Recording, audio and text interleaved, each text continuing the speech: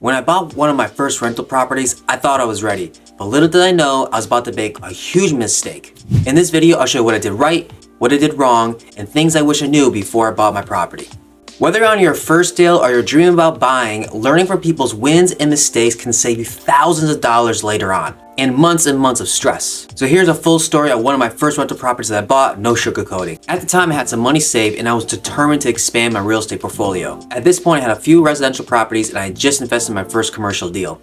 For this new deal, I spent weeks researching it, talking to local experts, and running numbers on dozens of different properties. I finally came through a single family home that just popped onto the market. And it was actually right next door to an existing property that I already had. It wasn't perfect, but it was in my budget, I had rental potential, and I thought there were some economies of scale because it was right next to my existing property that I already owned. The way I financed the deal is I used traditional financing, putting 20% down using a DSCR loan where the debt service coverage ratio is 1.15. I negotiated the price down, I got seller credits, and I was able to knock a few things off from the inspection. I was determined to get the deal done, but what that led to me is ignoring some important aspects that led to me into the wrong path. So first, before getting there, let's talk about the wins. The first is I took action. I didn't find the perfect deal where all the stars aligned, but I did take action on a deal that fit my portfolio. I ran the numbers, which kept me from overpaying on the deal, and I learned more about the real estate investing process. From inspections to closing papers to running the numbers, it all just gave me more confidence on how to do this. All those things were there to set me up for long-term success, but now let's talk about where my big mistake was. Mistake number one.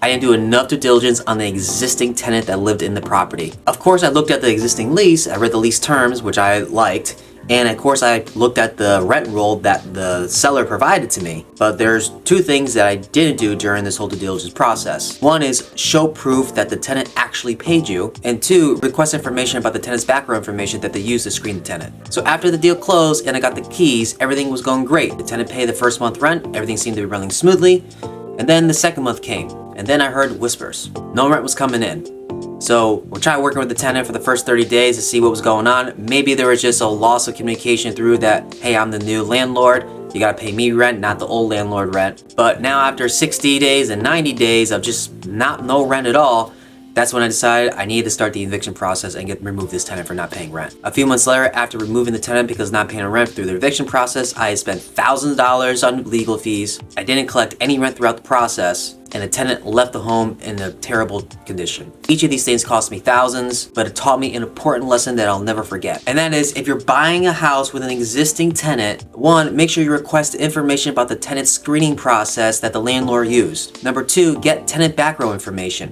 You're probably gonna need written consent from the tenant to see that information, but it's worth asking. And number three, you have to be willing to walk away from the deal at any point in time if the due diligence process doesn't meet your criteria. On this particular deal, I let the fact that the existing subject property was right next to my existing property that I owned, and that clouded my judgment. If I just taken a few more steps on some of the things we just discussed, I could have saved myself thousands of dollars. Even with those mistakes, the property started to actually cash flow after I got a new tenant in with my current existing criteria that I use to put tenants in my properties.